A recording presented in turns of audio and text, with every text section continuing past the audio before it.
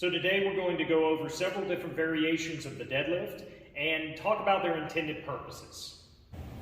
So let's talk about what the deadlift is. It's you moving a weight from the ground to hip level efficiently and safely.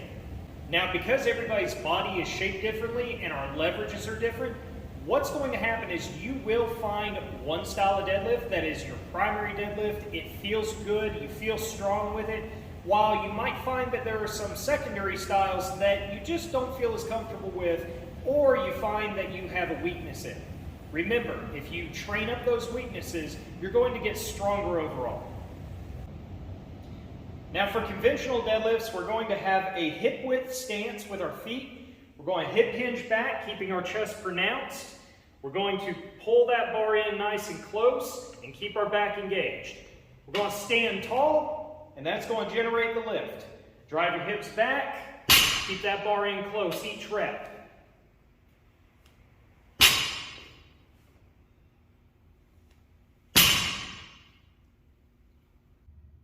So the wide stance deadlift, otherwise known as SUMO, allows us to keep our torso more upright and involve our quads a lot more in the lift.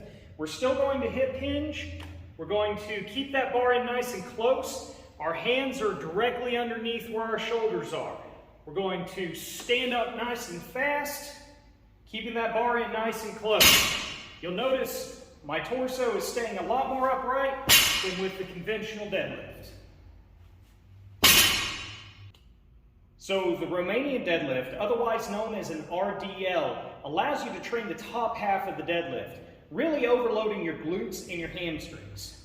Just like a conventional deadlift, get it up to the top. Once you're up there, you're going to drive your hips back, stopping just below the kneecap with that bar, pause for a moment, and then come back to the top.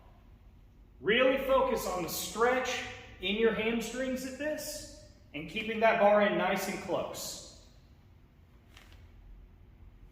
If used properly, the RDL is a great tool in your toolbox, allowing you to train the back of your legs properly and allowing you to train a huge amount of volume.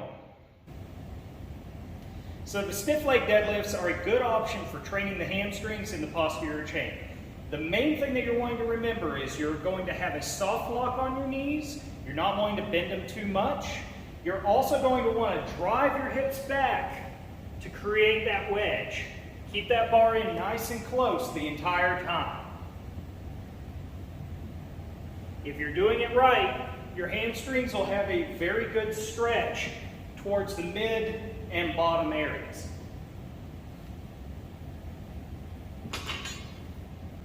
Now the stiff leg deadlift versus the RDL, while they are working the same thing, their intended purpose is very different.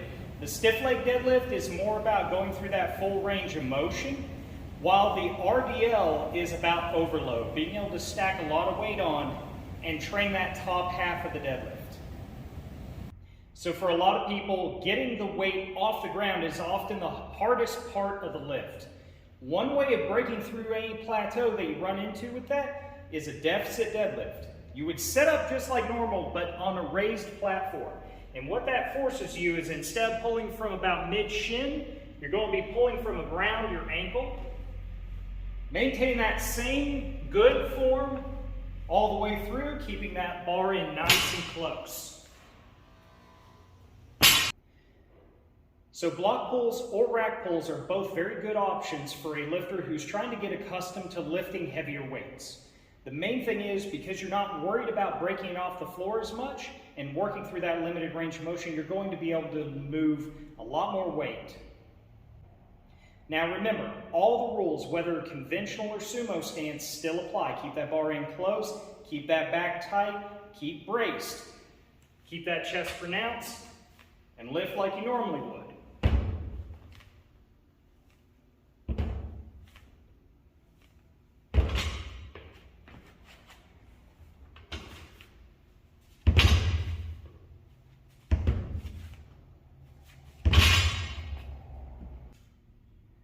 So the trap bar, otherwise known as the hex bar, is a great tool for any athlete of any level. Whereas with the straight bar, you're having to move around it. With the trap bar, you're not worried about that. It also allows you to assume a better power position, whereas you're having to hip hinge a lot more with most conventional deadlifts. This is allowing you to drive using your quads a lot more and maintain a more upright posture. Most trap bars also have elevated handles, which allows you to change the range of motion that you are training with. This has been an overview of several different variations of the deadlift that you can add to your arsenal.